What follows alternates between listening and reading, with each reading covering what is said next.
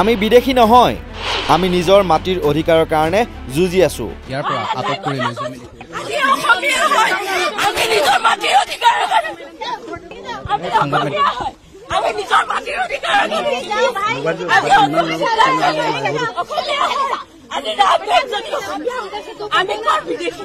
খিলঞ্জীয়া উচ্ছেদিতই নিজৰ ভূমিৰ অধিকাৰ বিচাৰি অহাৰ সময়তে উচ্ছেদিতৰ ওপৰত বৰমতা ওলাল হিমন্তই নিয়ন্ত্ৰণ কৰা অসম আৰক্ষী।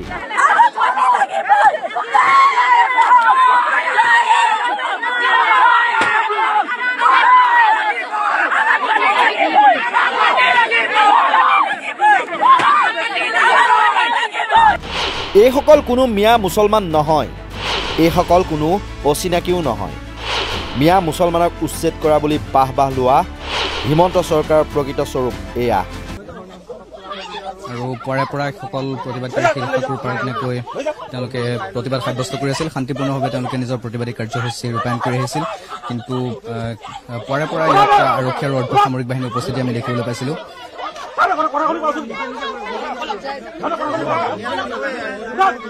এনেকৈ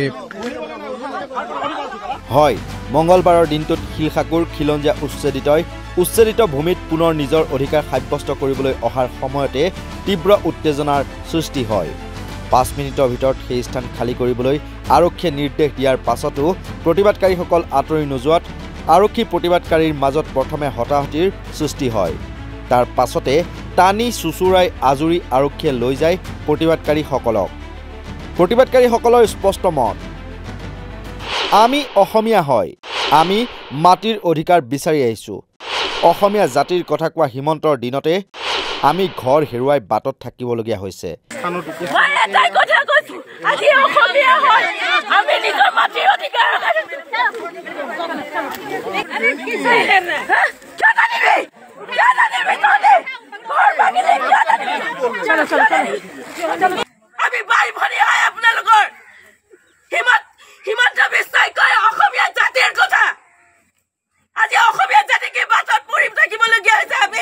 অশোক সিংহাল, হিম্মত সিংকা, আজমলৰ কথা চিন্তা কৰা হিমন্ত চৰকাৰৰ আৰক্ষীয়ে এইবোৰ চিঞৰ শুনিও কঠোৰ হৃদয় কোমলাব নোৱাৰিলে।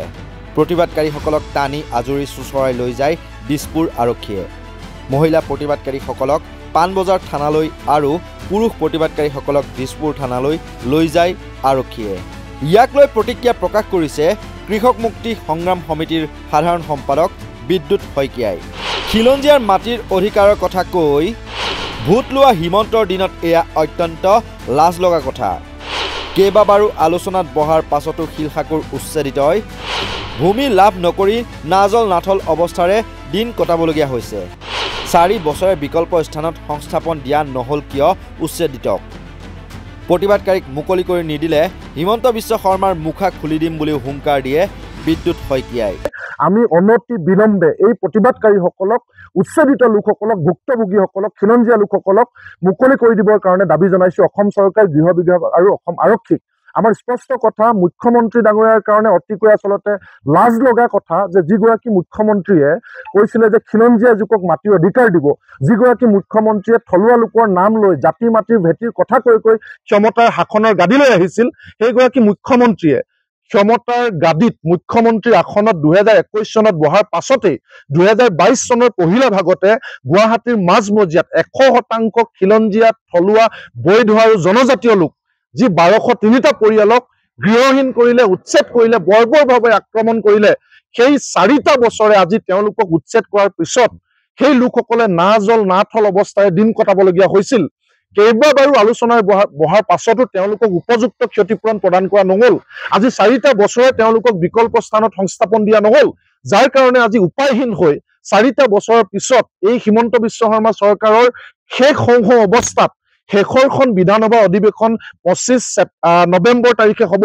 তাৰ পূৰ্বে আজিৰ দিনটোত পুনৰ প্ৰতিবাদ সাব্যস্ত কৰিছিল সেই প্ৰতিবাদস্থলীৰ পৰা এই খিলঞ্জীয়া প্ৰতিবাদকাৰীসকলক থলুৱা লোকসকলক যি বৰ্বৰভাৱে আক্ৰমণ কৰা হ'ল আৰক্ষীৰ দ্বাৰা আৰু তেওঁলোকক আটক কৰি এতিয়া আমি জানিব পাৰিছো যে জেল হাজতলৈ প্ৰেৰণ কৰা অভিসন্ধি ৰচনা কৰিছে ইয়াক আমি কঠোৰভাৱে নিন্দা কৰিছো আৰু অনতি বিলম্বে মুকলি কৰি দিবৰ কাৰণে দাবী জনাইছো আমি অসমবাসী ৰাইজক জনাব বিচাৰিছো এইগৰাকী মুখ্যমন্ত্ৰীয়ে এহাতেদি অচিনাকি মানুহক উচ্ছেদ কৰা বুলি কয় সন্দেহযুক্ত লোকক উচ্ছেদ কৰা বুলি কয় বাবা লয় কিন্তু অন্য হাতে গুৱাহাটীৰ মাজমজিয়াত 1203টাকৈ খিলঞ্জীয়া জনজাতীয় ভূমিপুত্ৰ থলুৱা লোকক এই ধৰণে উচ্ছেদ কৰি 4 বছৰে যি ধৰণৰ থলুৱা বিৰোধী নীতি তেওঁ লৈ দেখুৱালে তাক আমি ধিক্কাৰ জনাই আহিছিলো আৰু সেই গোটেই প্ৰতিবাদ মখিমূৰ কৰি আজিৰ দিনটোত আৰক্ষীৰ দ্বাৰা যি ধৰণে আক্ৰমণ কৰা হৈছে ইয়াক সকলো ৰাইজে নিন্দা কৰক আৰু সকলো ৰাইজে মাত মাতক আৰু অনতি বিলম্বে যদি এই প্ৰতিবাদকাৰী উচ্ছেদিত থলুৱা লোকসকলক মুকলি কৰি নিদিয়ে আজি অনতি বিলম্বে তেতিয়াহ'লে কিন্তু অসমত ভয়াৱহ পৰিস্থিতিৰ সৃষ্টি হ'ব আৰু হিমন্ত বিশ্ব শৰ্মা আমি মুখা খুলি দিম অচিনাকি মানুহক উচ্ছেদ কৰাৰ বুলি এখন ছবি দেখুৱাই খিলঞ্জীয়া মানুহক যে এই ধৰণে আক্ৰমণ কৰিছে তেওঁ মুখা খুলি দিম গতিকে এয়াই যদি কৰিব নালাগে তেতিয়াহ'লে অনতি বিলম্বে মুকলি কৰি দিবৰ কাৰণে আমি দাবী জনাইছো খিলঞ্জীয়া লোকক উচ্ছেদ কৰি বিকল্প ভূমিত সংস্থাপন প্ৰদান নকৰি সঁচাকৈয়ে হিমন্ত চৰকাৰে খিলঞ্জীয়া বিৰোধী স্থিতি দেখুৱাই দিয়াৰ বিপৰীতে বহিৰাগত প্ৰীতিও যেন স্পষ্ট হৈ পৰিল। নিউজ ডেস্কৰ ৰিপৰ্ট নৰ্থ ইষ্ট নাও।